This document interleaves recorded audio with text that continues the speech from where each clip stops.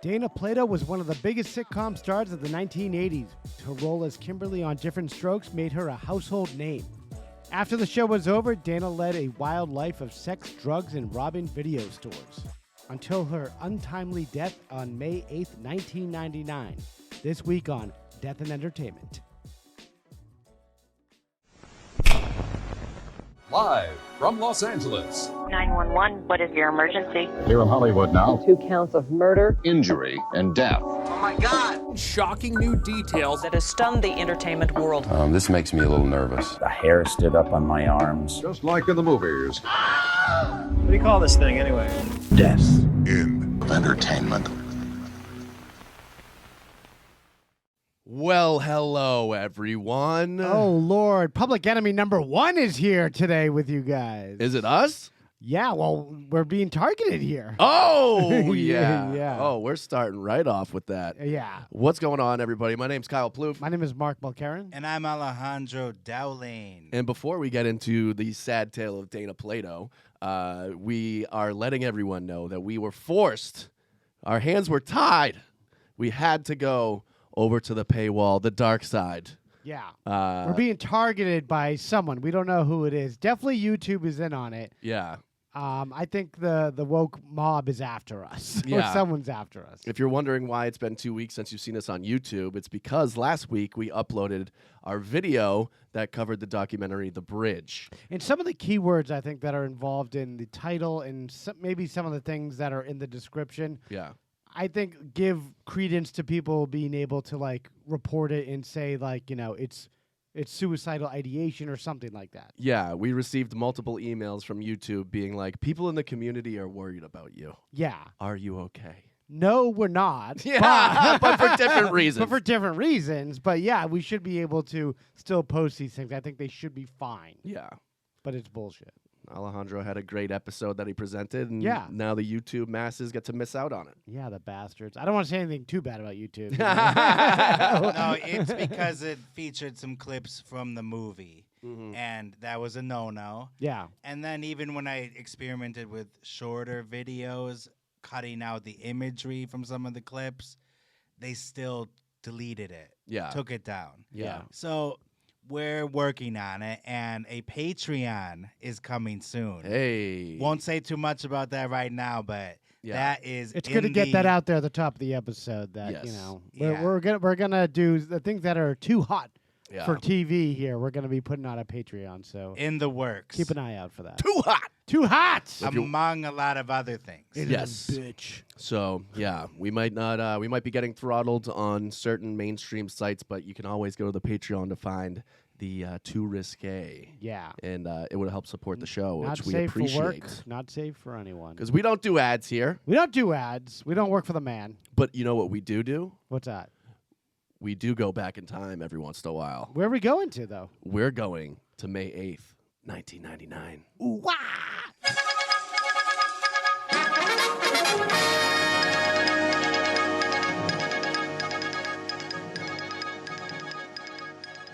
All right, May 8th, 1999. What in the world was going on in the world of music, Alejandro? Let's hear it. Well, the number 3 most popular song in the United States, Yeah. possibly the world, Okay. Sixpence None the Richer, Kiss Me. Oh, that arena banger song right there. Every teenage rom-com just Yeah. featured this song, yeah. She's All That was the first one. Kiss me. Yeah, I remember the lead singer was a Swedish girl who had beautiful eyes. Yeah. Yeah, you know what I mean? Yeah, eyes. Hey. Hoo-ah! She has a great eyes. Quit staring at my eyes. Yeah. Hey. Get my head all the way up those eye sockets. Good singer, nice pair of lungs. You know what I mean. Number 2. No Scrubs. Yeah, TLC crossover. from yeah. a girl Left Eye. Yeah. Yeah, great song. R.I.P. Number 1. Numero uno. This song was ubiquitous in 1999. Livin' La Vida Loca. Hey, ho, by hey, ho, ha. Ricky Martin. Yeah. Who got in trouble recently. Did we talk about that? No, he bangs his nephew. Yeah. Oh! Wowza. Ooh. Ooh. Okay. We're related. Allegedly, supposedly. Wait, really? That was the story. His nephew? Yeah. But then it was recanted. For disclaimer, it was recanted by the cousin, I think, and they said he was. Wait, the cousin said? Or the nephew, whoever said it. Yeah, it was the nephew. He's like, yeah, it didn't happen like that. Like, and then we're just. It happened like this. We're just, yeah. We're supposed to pretend that never happened now. Like Wow. he didn't say that he raped me. Like, it's crazy. Oh man. Yeah. I have not been paying attention to the news. No, you're not That missing. It's nothing good. It's just Ricky Martin banging his nephew. Pretty bad. Yeah, that's 90% of the news right now. A lot of drama there in that family. Yeah. Also a lot of drama in the movies at this time. Oh, Okay. good segue. Number 3, Saving Private Ryan. But Saving Private Ryan also featured recently deceased Tom Sizemore. Yeah, rest in peace. Yeah. His guy. biggest role. Who also got into a sex scandal with. Who was in A Heat? child. He was in Heat also. Ooh, it was getting hot. Great ass! Okay. With Heidi Fleiss. Yeah. Yeah. He got in a lot of trouble with Yeah, her. they got in a couple fights. Ooh, fisticuffs. Yeah. Number 2 at this time, The Matrix. Neo. Yep. Number 1, The Mummy, featuring Oscar winner Brendan Fraser. Let's go. The whale star. Yeah, this was when he was just a little old box office star. Just a boy getting his dick grabbed by executives. I like how Darren that happened then? No. Darren Aronofsky like Mummy did brings it? back some of these stars and stuff. He likes doing that. The daddy did it. Oh, God. It was a guy. Oh, really? Oh, really? Yeah, that's why he got blacklisted. He came out and said he was sexually assaulted by like this Sony executive, and everyone freaked out. And It was at the kicked Golden him. Globes or something. Yeah. Yeah. And so he got in trouble for saying something about it, and then we never Jesus. heard of him, and then he turned into what he is today. Yeah. An Oscar winner, baby. Oy. It was someone with the Golden Globes, yeah. I think. Yeah. Because that's why he boycotted it. Yeah. Yeah. Okay, it's Something- coming back to something me there. now. Yeah, exactly. Boy. And At it's least- all coming back to me now. At least it wasn't Ricky Martin. No, Yeah. that'd be crazy. You It know. would be. Anyway, guys. Kiss this. Kiss this. Let's get into the story of Dana Plato.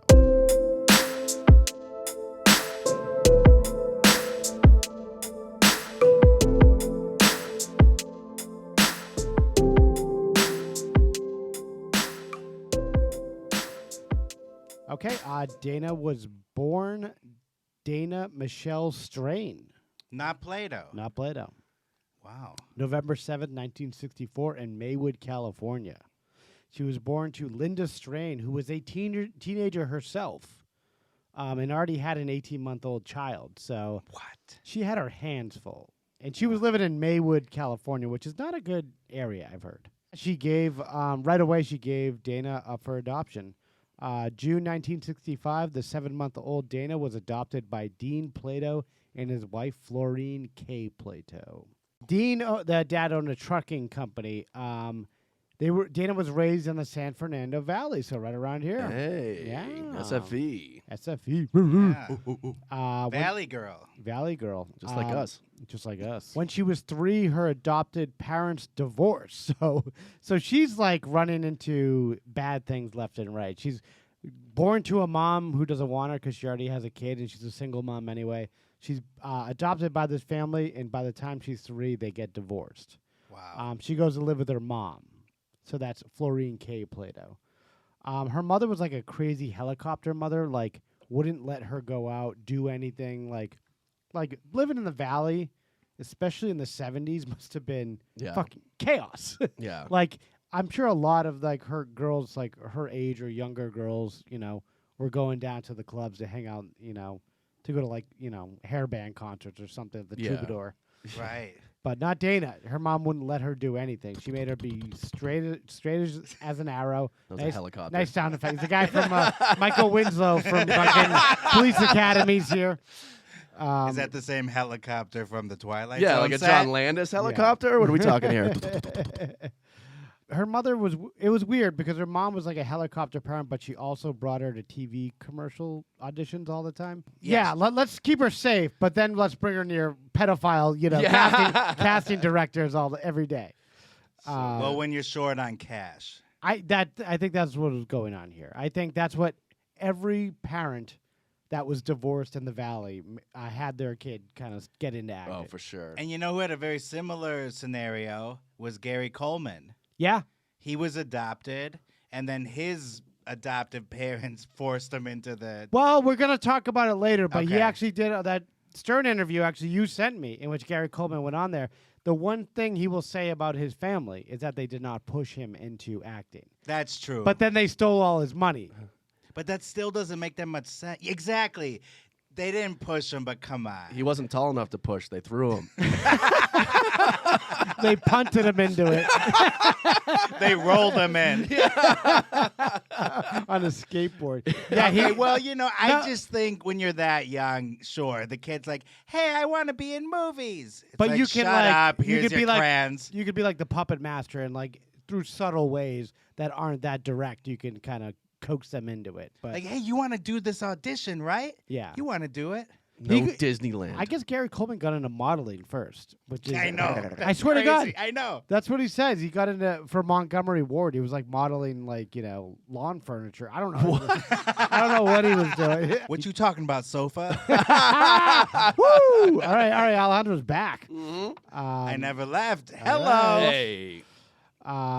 Besides acting, Dana got heavily into figure skating. She actually was going to turn pro, but she decided that she instead wanted to pursue acting more.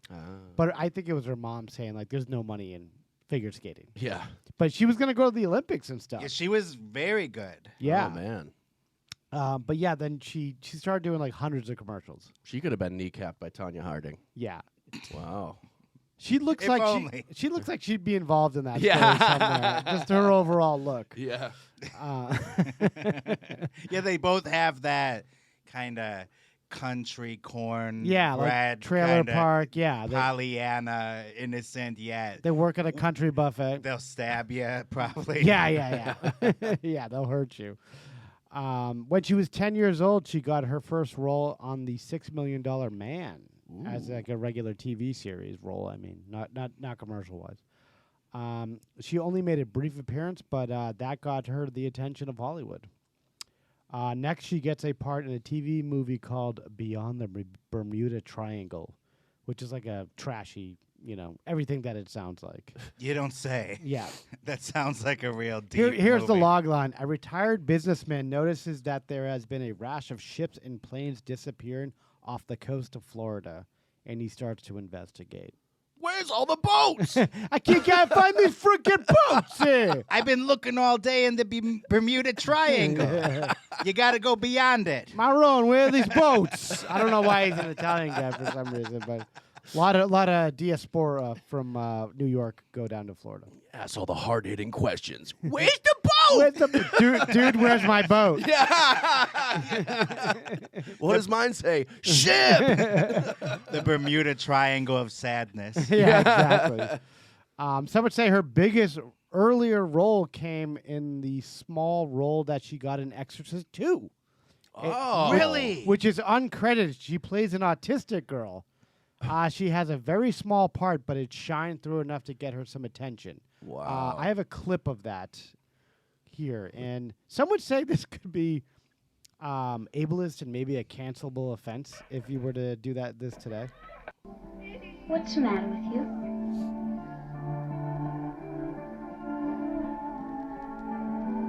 Your mother sucks cocks.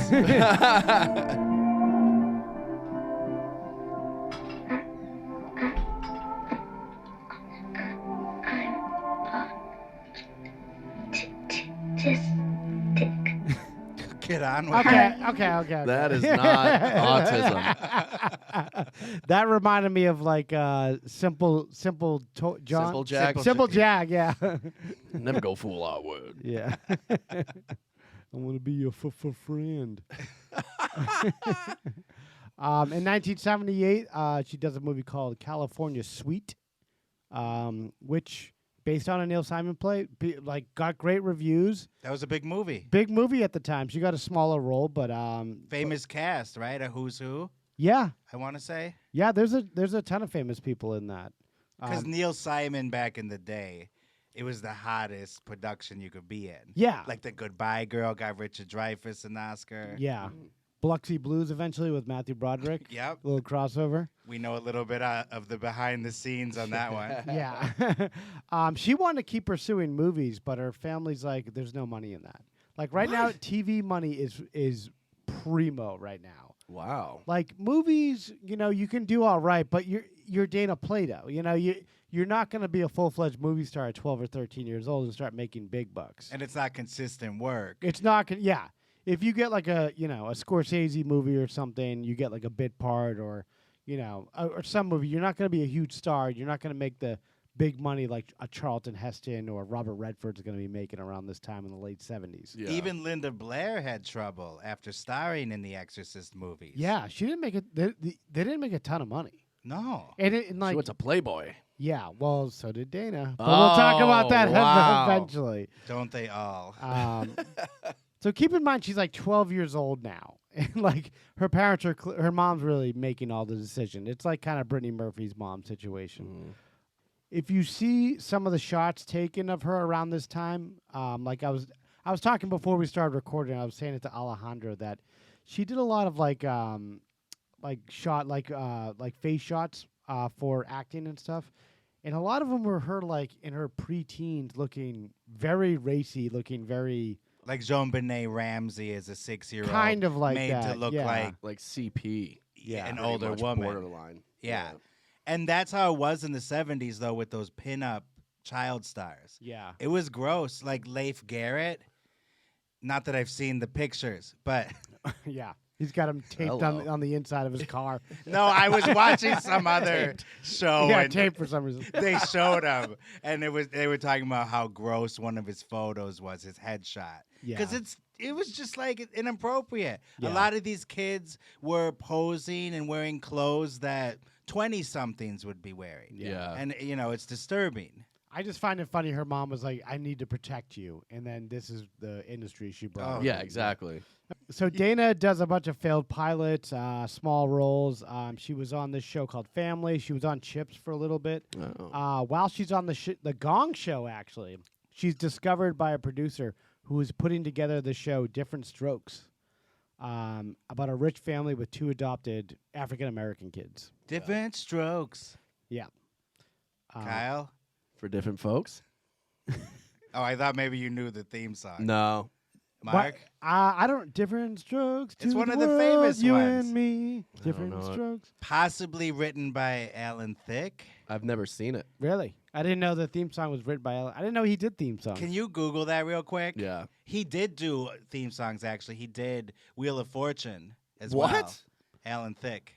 That yeah, makes he made a sense. lot of money doing that. Alan Thicke did write the theme song. He wrote and performed the theme song for Different Strokes. Really? Yeah. Yeah. Chuck Lorre also wrote the Teenage Mutant Ninja Turtles 90s cartoon theme song. So Different Strokes. The show was about the misadventures of a wealthy Manhattan family who adopted the children of their late African American housekeeper from Harlem. Okay. Yeah, they wouldn't do that today. Little dicey. Little dicey. She's 13 when she gets the show. Imagine that. Like she's like a huge Hollywood star at the age of 13. Because it's huge off the Right out of the bat. yeah. Yeah, it's pretty big. She starts dabbling in coke and alcohol around this time. Woo. 13. I guess her mom didn't really shelter her from anything. Yeah. Really. She did Different Strokes for 6 seasons. And along with Todd Bridges and Gary Coleman, they all became huge like household names. Dana starts making $100K per episode. So say there's like 22 episodes in a season. That's some pretty good money. It's a lot of dough back in the day. 2.2 mil. Yeah. It's a lot of dough now. Of course. I'll take it. The show was such a hit it spawns a spinoff in the first season, which is unheard of. I don't know if you remember the show, Alejandro. I know Kyle doesn't. But Mrs. Garrett was the housekeeper at first. Facts of life. Well, in the first season, she follows what's it called? Dana Plato's character Kimberly to her all-girls school, like preppy school, in order to like help her sew a dress or something. So this is kind of like the Another World spin-off Kind of the of, Cosby Show. but they weren't planning on doing a spinoff at first. It was just part of the first season arc. I see. And then Mrs. Garrett goes to the school where Facts of Life takes place, and she's like a huge hit. She like helps everyone with their lives and stuff. And then the woman who played her, this woman Charlotte Ray, she pitched to NBC's like, "Can I just do my own spinoff show?" My theory is that she saw like something bad happening with those child stars on Different Strokes, and she's like, "I want out of here." And that's what became the Facts of Life. That's what became the Facts of Life. So that was the spinoff. That was very smart of her. And Dana Plato would come back and forth and do both roles once in a while and just come back to the Facts of Life. When Dana's 19, she moves in with a low-life Lanny Lambert, like some scoundrel. Low-life Lanny Lambert. Yeah, I'm calling him low-life. Yeah. I'm Lanny Lambert. That wasn't what do you need? That wasn't a street name or anything, but I called him Lanny Lambert. Low-life Lanny. Yeah. But Lanny, he was like some kind of like bad musician that didn't really do well or do too much. In L.A.? No kidding. Yeah, exactly. Some scumbag that doesn't wake up in the morning is bad at rock and roll. Yeah. Low life L.A. Lanny Lambert. That's a tongue twister. That's on the business card. Yeah. She meets this guy and she thinks it's like the love of her life. She gets pregnant by this guy. Oh. And there's some debate here whether or not she purposely got pregnant in order to get kicked off the show. Either way, they're not going to write around her character to be pregnant. So they're just like, you're out. After 6 seasons, you're out. So it was not her decision. Not her decision, but she told the guy who played Mr. Drummond that she kind of wanted this. That's what his story is, that she secretly wanted to leave the show and do movies. But there's some back and forth of like, who chose who to leave and whether or not they just fired her because she was pregnant. Which would be horrible. There was word that the producers were worried that Plato's personal life ruined the wholesomeness of the character and the squeaky clean image of the show. She moves on and she has the baby of Lanny Lambert, loser Lanny Lambert. There's the other L we were looking yeah. Low life loser L.A. Lenny Lambert. And Liren. Yeah. But some other people said she was fired because of her insane drug abuse, which is really ramping up before she meets loser Lanny Lambert. Who probably doesn't help her get clean. Either way, the character Kimberly was written off the show, and they said that she moved to Paris to study for a couple of years. She returns to guest star once in a while. On Different Strokes. On Different Strokes, yeah. Because that went on for like 10 years, didn't it? It went on for 8 seasons. She wasn't in the last 2. She was fired after season 6. And Gary Coleman said that he didn't want to do the last season. Really? I didn't know about that. Yeah. Yeah. And that he basically was such a pain in the ass that they said, all right, we're just going to cancel the show. Yeah. Damn. So Dana tries to start a serious movie career after she has a baby. But it's too late. She's 19. Unfortunately, at that time, you're just pigeonholed. If you're known as a huge, mainstream TV comedy star, you're just gonna stay that. Yeah. For some reason, obviously there are exceptions. Like George Clooney, it took him a while, but he went from doing, Facts of Life to doing ER to becoming a movie star. But he was not the star of Facts of Life. No, that's true too. Yeah, he wasn't the main face of it. But then I guess there's a double standard. I don't know, but Michael J. Fox. I think both of those guys, not no misogyny involved, are better actors than Dana Plato. Right. I'll show you a little bit later some of her acting chops. Oh boy. It's not great, but I think The Exorcist too. Today, Junior. Yuck. The hell was that? Yeah.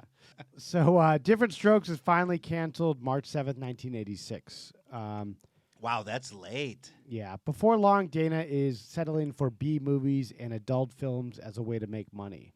In the meantime, she was also spiraling further into drug addiction and alcoholism. this was taking over her life. Like, she's getting really messed up. Her personal problems worsened in the late 80s, especially when her husband ended their relationship in their marriage. Lenny? So Lanny Lambert, Or Lanny. yeah. Lanny Lambert. Yeah. Yeah. We're awarding custody to low-life loser Los Angeles Lanny Lambert.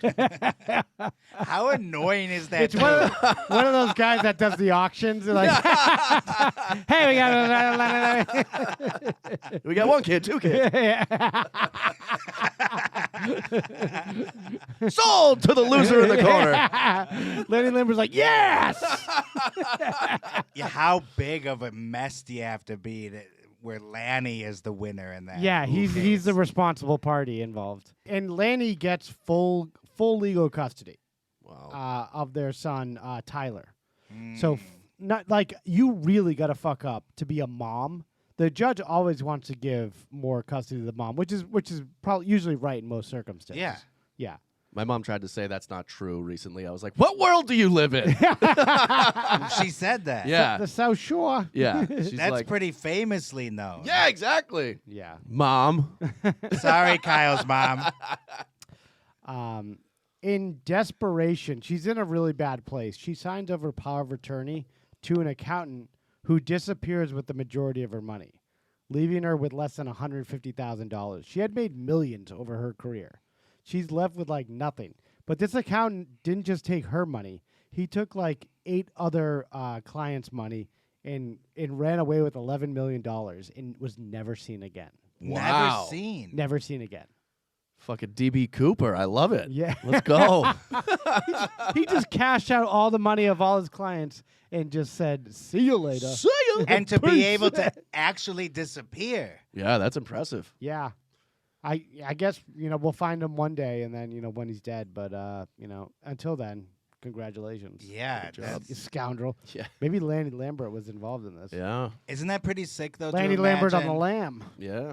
Like, he probably has a mansion somewhere in the Philippines. Yeah. Yeah, that's- yeah. Yeah, he's probably in some He's the richest weird guy in sex some tourism third world country. Yeah, Yeah. country. He goes to the local bar where they do gross things. Yeah. Yeah. Yeah, they do like squirrel fights or something. Right. And he bets on them, and Yeah. he's like the local fat cat. Like everyone's like, yeah, this guy's like the boss of the town. Yeah. Or Yeah. pin the tail on the child sex worker. Oh my god. Okay. See, I knew we had to get out of that before you just said that, but now I fucked up. Oh, boy.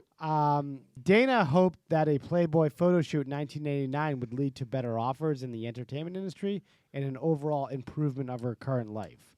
But shockingly, that didn't pan out. But she did do the Playboy photo shoot.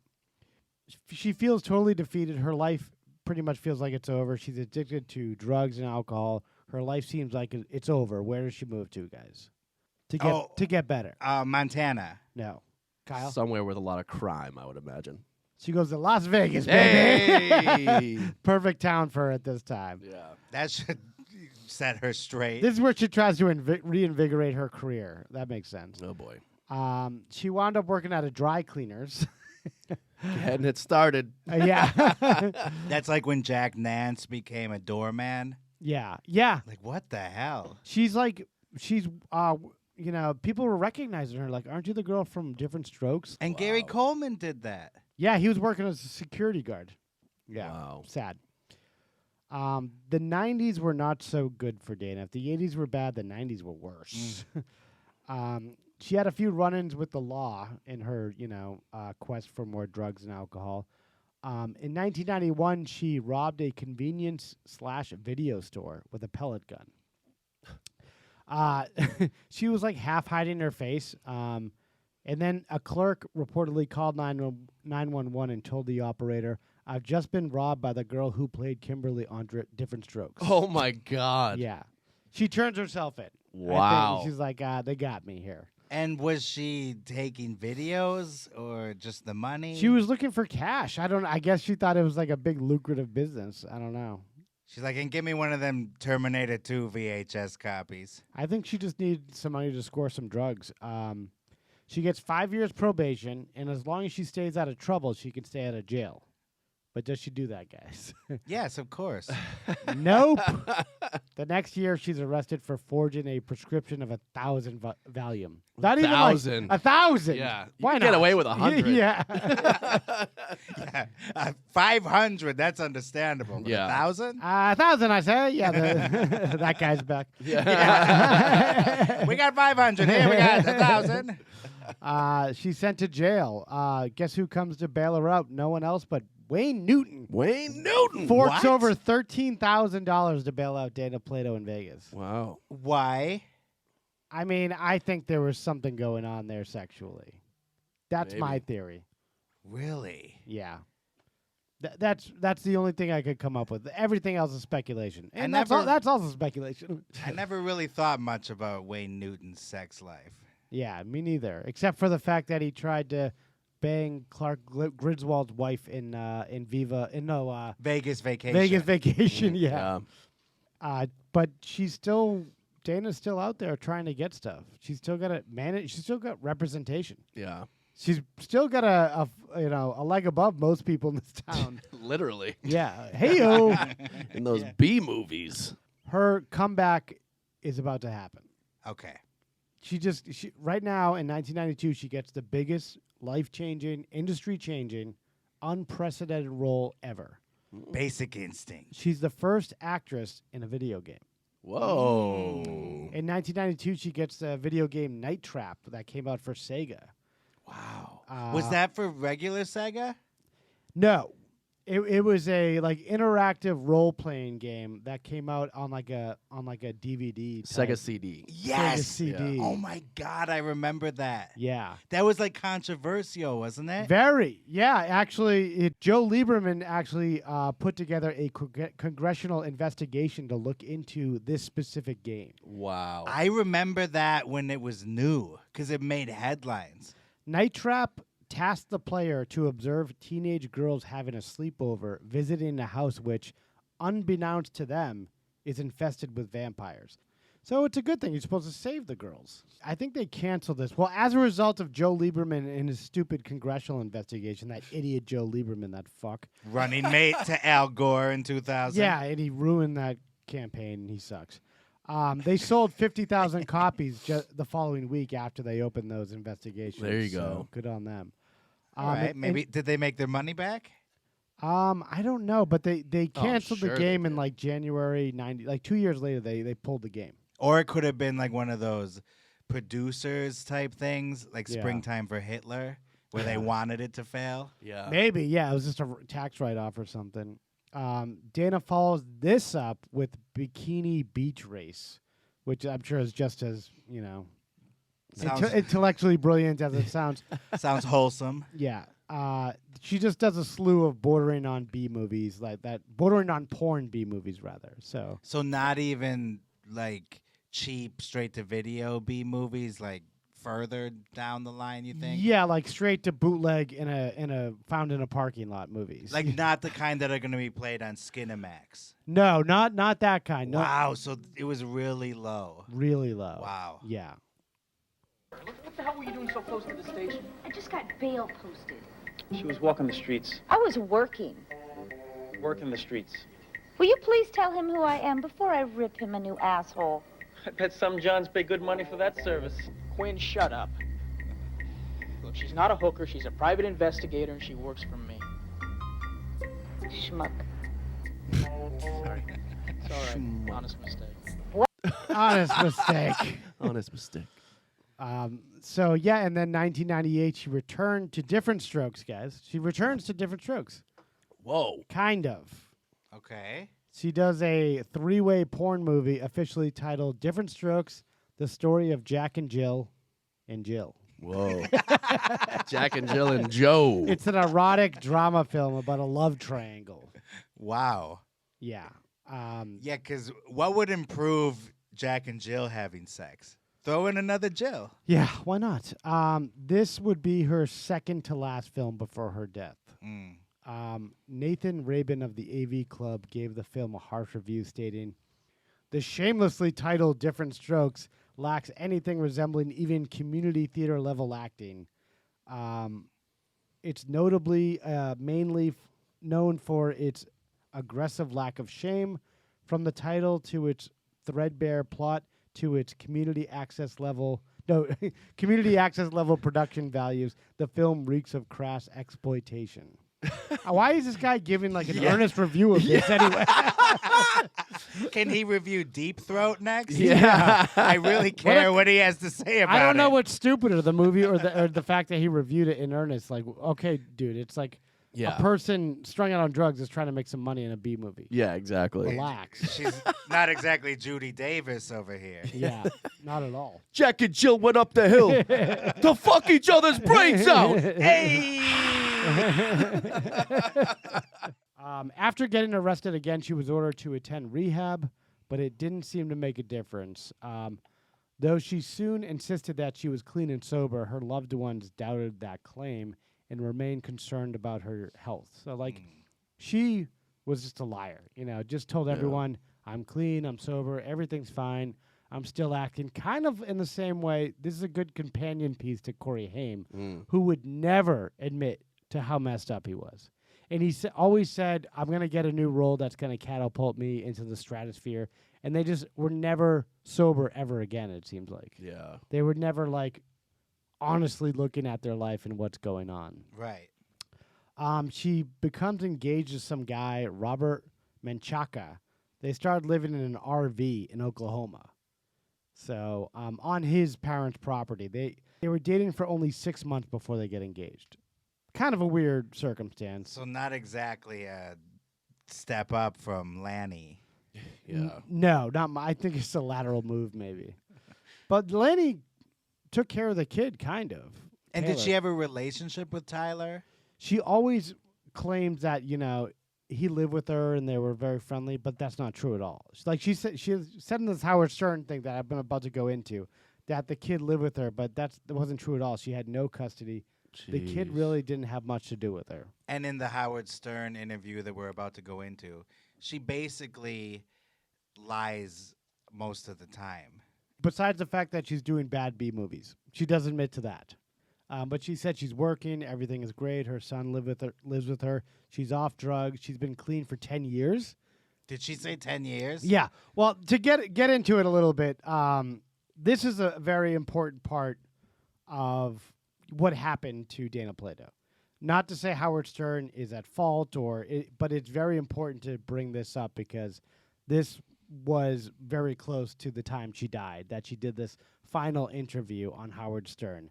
The way it started was a caller called into Howard Stern in February of 1999 and said that he saw Dana with 2 women in New York and she looked ragged and strung out.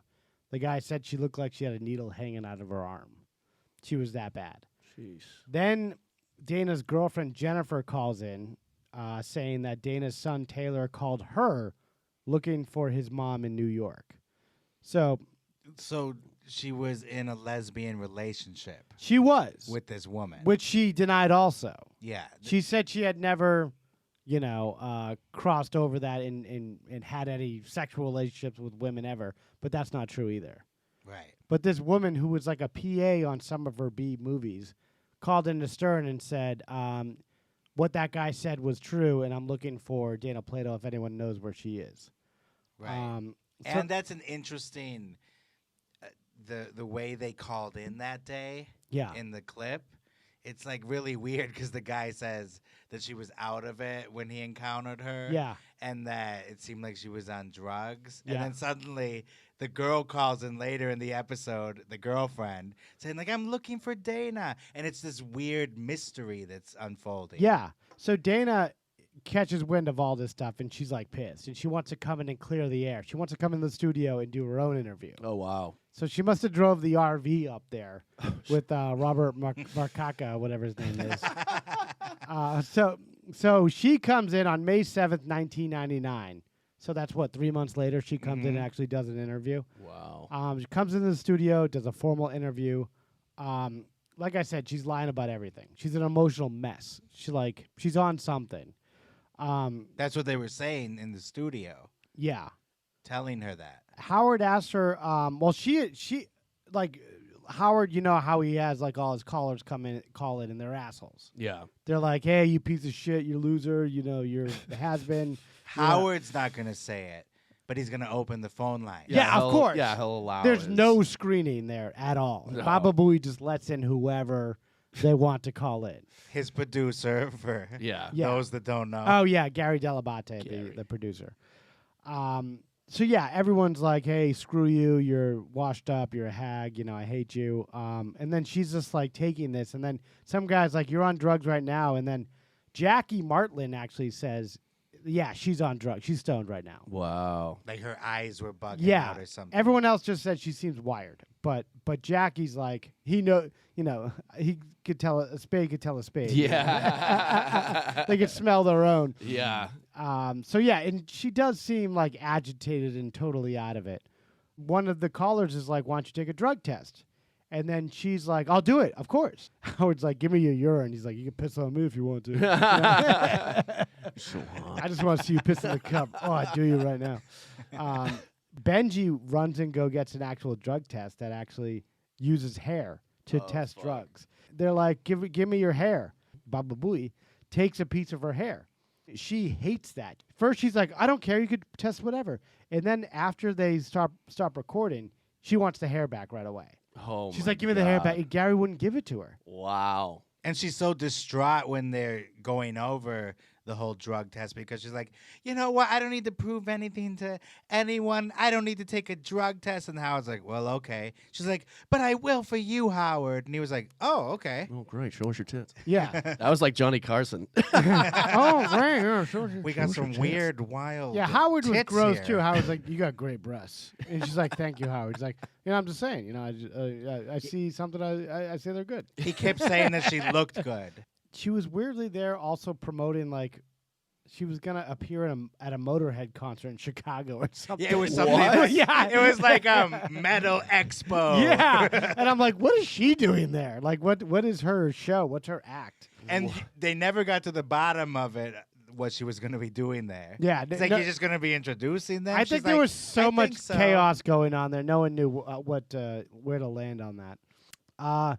2 days later, she's found dead in that RV in Oklahoma. Jesus. Of a drug overdose. Yeah. So right after that interview, everything, they left it seemingly okay. Like everyone was like, okay, it was a couple weird moments there, but she didn't get the hair back, but it was okay. Gary Baba Booey said she had called afterwards and said she had the best time ever. Everything was great, and then next thing you know, 2 days later, she's dead in the RV of an overdose. Yeah.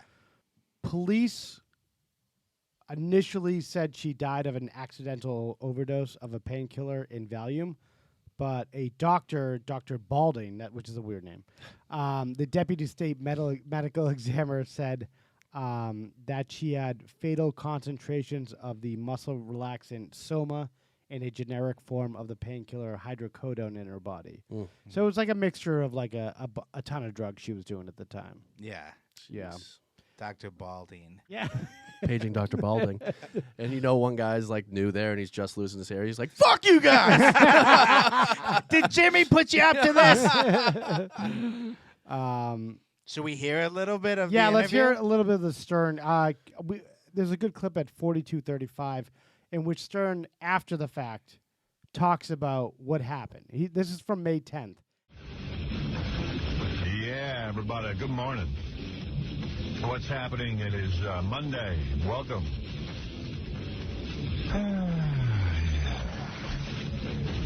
Well, I see that Dana Plato died. She was on our show Friday. Wow. Saturday. So over the weekend. We were the last ones to do an interview. In fact, the New York Post wrote up the whole interview. Yeah. Which is weird. New York See Post. how bad I am at telling the people They're to drug still at addicts? it. Yeah, they were after him hardcore. I was like, Jackie said her eyes were like What a saucers. Oh my scumbag. God. He I burps was in like, the gee, middle. she seems pretty straight to me. It's a beautiful eulogy. How weird was that? just never know. You know, that happens to us a lot. We interview people and they die. I know. Yeah, maybe it's something with you. Maybe it's you, buddy. Well, he had Scott Weiland on the show recently. Oh, yeah. And then he's like, I'm clean and sober. Everything's great. 2 days later, he gets arrested with a bunch, 3 pounds of heroin in his pocket or something. Jesus. So, yeah, I think he was, like usual Howard, he's just kind of talking about himself. Yeah, exactly. Like, how does this affect me? Yeah. Mega concert including Motorhead and Fang. And if you need more info, call the Expo hotline at 314-409-3600. What are you going to do at this concert? I'm not quite sure, but doesn't it just go with all the controversy? Right. You know? So you're going to just show up and introduce some of the bands? Is that it? Sure. You don't even know what you're going to be doing there. Not quite, but I'm there. Right, you're just going to go there paying you, and why not? I really love this man, Shane. He's wonderful. He's been very good to me. He's the promoter? Yes, he is. I see. Yes. He asked you to appear Yes. there. All And right. I guess I'll be signing autographs and wiry, introducing, some of the bands. I think, hard to detect. I think she was Todd, you're on the air. on speed or something. This is not Todd Here, Bridges. let's hear is it? this. Todd? Yeah. Are you Todd Bridges? No. Oh, okay. Go ahead, ask your question of Dana. Hi, Todd. Get this girl out of here. She's a has-been. Oh, please. Come on. She just needs to admit that she's an ex-druggie, Yeah. ex-con, lesbian with mental health problems. So that shows you what. Yeah, that's the caliber of people they're letting through there. That gives you an She's trying to idea. resurrect her career. Well, what's wrong with that? Trying to make some money again. No, excuse There's me. nothing wrong with that if you're honest. I'm honest. I am a drug addict, alcoholic. I am always in recovering. Okay, Right. I am And then recovering. later on, Alcoholic. You're an alcoholic, a ex-con, woman lesbian with mental health problems. calls Have you ever in. done- Yeah. And she says, Dana sounds fine to me. Oh, God. Beautiful voice. And then Dana, just the littlest compliment, she starts crying. Yeah. Fuck. And then that woman starts talking about something else. She starts going crazy on someone else, like the job she works at. Yeah. I want to talk about my job because there are a bunch of assholes down here, and they're like, "All right, get the hell out of here." Get out of here. Go Yeah. But hey, Dana will take what she can get at that point. Wow. Yeah, very sad. She passes away. In 2000, Fox broadcast a television movie based on Dana Plato titled After Different Strokes When the Laughter Stopped. The film was focused on her life and work after the show, including her death. It featured actors who at time were unknown, as well as Bridges, who made a cameo. So Todd Bridges played himself in it. Wow. Yeah. And in that movie, they portray Howard Stern as evil. Yeah, though they're talking about that, I think in a later Stern. Later in that they make him look video. like Sideshow Bob or something, or Yeah, that the studio is some kind of interrogation room. Yeah. And then Howard is just like, "Hey, Dana, show us your breasts." Yeah. And then they make Baba Booey look really bad. Yeah. Because he's the one that took the hair sample, and Yeah. wouldn't give it back. Wow. And then in that same clip where they were reacting to her death in real life, they start joking about how they still have her hair sample. Poof. And Howard's like, "I don't know what. We don't need to test it. Maybe now. there was we more have to the it." answer." Yeah. Because I could tell Robin was bringing it up, and Howard didn't want to talk about it that much. Well, because they don't look good in About that. the hair thing. About the hair, yeah. It doesn't make them look good. Right. Yeah. Because if somebody dies 2 days or less after this interview where it was humiliating. Yeah, it was literally the next day. Yeah, I mean, that at the very least Yeah. had to have contributed to her mindset. Oh, she must have been, ruined mentally. And it started with some random guy just calling in and saying he saw Dana Plato. Yeah. And Yeah, then months before that. That exposed her personal life, or just, her to all this nonsense. Wow. That caller is the first domino to fall in But her death. But she had also been on Stern a bunch before, so she was like a known entity in the Sterniverse, Okay. of all the crazy people that kind of get involved with him. So They- once you're in there, you're in there. Yeah, you know what to expect. Yeah. And then that girlfriend that called in looking for her, Dana just dismissed her in that last interview. Yeah, she's like, I don't even know that girl really. And I wish her well. She needs to get help. But no, I'm not a lesbian, and we were never in any relationship. But then she starts saying they lived together, and Howard's like, "I thought you weren't with her." And then she's like, "Well, it was my roommate." Yeah. What? So you don't know what to believe. Yeah. The son Taylor was really looking for his mom, which is the saddest part of it. Oh, that sucks. Because Tyler or Taylor? Tyler. Because on May 6, 2010, he dies by suicide of a self-inflicted gunshot wound at the age of 25. No. Yeah. Jesus. And it was directly related to his mom. Yeah. Yeah. Oh my God. That's tragic. Oof. Yeah.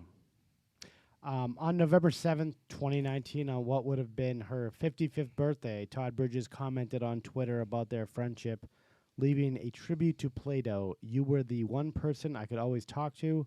You were one of my best friends. I will never forget you and love you forever. Happy birthday, Dana. R.I.P. your best friend." Yeah, I think they shared a kinship of just being, these troubled people that got this like big TV show and shit just went wrong in their lives. And I think they just weren't prepared, and they were used and abused by a lot of these producers. But these producers also, what the studio wasn't doing it. What do you want these like individual showrunners to do? Yeah. And their parents.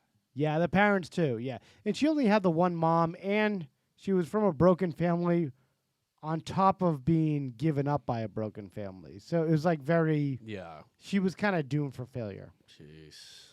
And same thing with Gary Coleman. His parents ran off with the money. Yeah. And then he had an early death, same year as Dana's son, Tyler. Oof. 2010. Jeez. Yeah. Yeah, it's really sad. And when Gary Coleman was on Howard Stern later in the year 1999, he confronted Howard about a couple things. Who did? But not Gary really. Coleman. He didn't shit. He came out strong, but like hard, and then it just fizzled out. And he's like, maybe I don't really have much of a case here to be mad at Howard. Yeah, but at least he had the guts to bring it up. I mean, he didn't exactly. Baba Booey came in. Yeah. Baba Bad News, as they call him. Yeah. He came in to stir the pot, saying like, "No, I heard that Gary is mad at us because he thinks we're responsible for Dana's death." So then Howard explains, like rambling, "No, she was so happy when she left. I don't understand what happened." Yeah. Okay. And so then Gary Coleman's like, "Oh, okay, I misheard then." Yeah, Gary Coleman seems like a nice guy, but he's just like he's had enough of everything. He seemed like a really nice guy. Yeah, he did. Yeah. Yeah. And he was an easy target too. I guess the last scene of that Fox movie, the TV movie about Dana's life, it was Todd and Gary were just at the grave of Dana Plato's real grave, and like that was like the last scene. Wow. Of that movie. Like it's a harsh thing, and now Family Guy. Yeah. Shoving buddies. The new girl up next. Yeah. What? And Gary Coleman played himself too? Yeah. In the last scene, yeah. Jesus. But yeah, that RV that she died in sold for $55,000, so I would put it on auction. Shut up. Yeah. Who would want that? I don't know.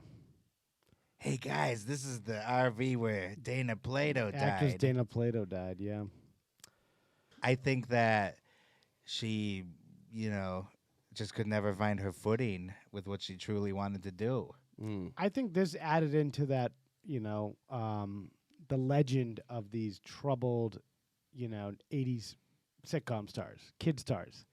They were like the poster children for shit going wrong like that. Like Todd Bridges especially and all that stuff. And they were like Corey Haim, them. I think I'm covering the most on-the-nose death and entertainment things of like child stars gone wrong. And you started it with Bobby Driscoll, the first one. Yeah. Where, the industry just chews these people up and spits them out, but they're real human beings that start acting so young. It's a really messed up thing. Like, anyone getting their kid into acting these days should be tried at the Hague. Yeah. Criminal court, because it's like it's real. The odds are against them. Everything is messed up. We've talked about that Cronenberg movie before, Map of the Stars, and yeah, it's just you're taking developing minds in and shaping it puts them into a midlife crisis by the time they're like 13 years old. Yeah. Like it They're messes washed with, up at 19. Yeah, like it messes with your perception of who you are. Corey Haim was washed up at 19 too. Yeah. He's like, yeah, I'm kind of done in this industry. Why? Your life is just starting, dude. Yeah, exactly. That's what Henry Thomas said, the kid from E.T., that a little bit later on after that movie, he would go into auditions and the producers would look at him and he knew immediately that, oh, they're expecting the cute kid from E.T. Yeah. And I'm not that anymore. It's so weird. It's so weird. Because they just see you as one thing. Yeah. And now it's just like every actor's doing every fucking weird thing and changing genres, and it's great. Right. Yeah. If only producers knew that earlier on. There's more awareness, too, of the weird shit that was going on. Yeah, But yeah, exactly. at this time, once you're acting in that realm of just sitcom star, you're not leaving that at all. There were some blind items that she was taken advantage by producers back in the day. I believe it. Yeah. And that is probably very likely. And I think with her, it's things subconsciously that, work through her psyche and manifested itself in drug abuse and all these other things. But she never came to terms with anything. She never had time to because she died at 34 and she just never, fully, digested exactly everything that happened to her. Yeah. No.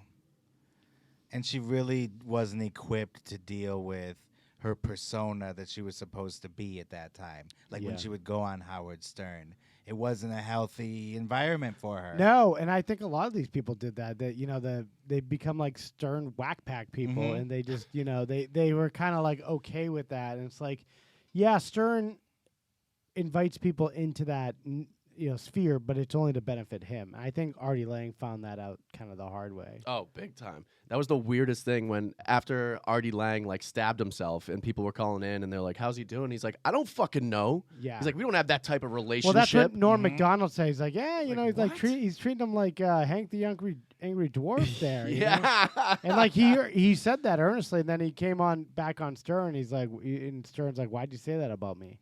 Because you are. Artie's like, he's like, did I say that?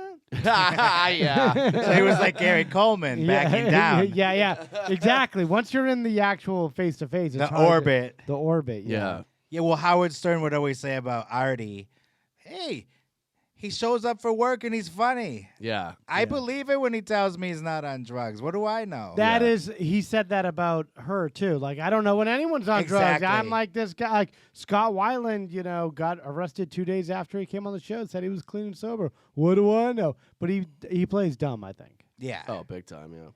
In some ways, it's true. I mean, how are we to know every time somebody's on drugs?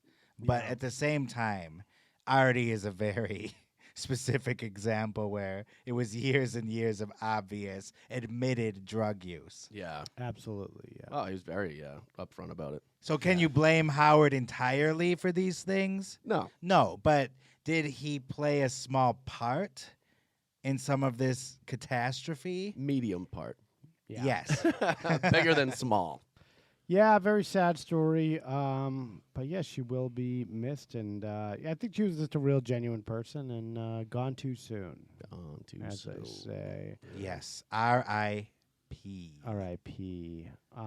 Any housekeeping things we want to bring up? We already at the top. I forced the issue with the YouTube thing. Yeah, just go check us out on patreon.com/death and entertainment. We're going to have different levels of membership, but we will be releasing, different videos that are being banned from YouTube. Too hot for YouTube. Yeah. We're going to have, some different things too. I have a series that I'm going to finish very soon called Death of a Career.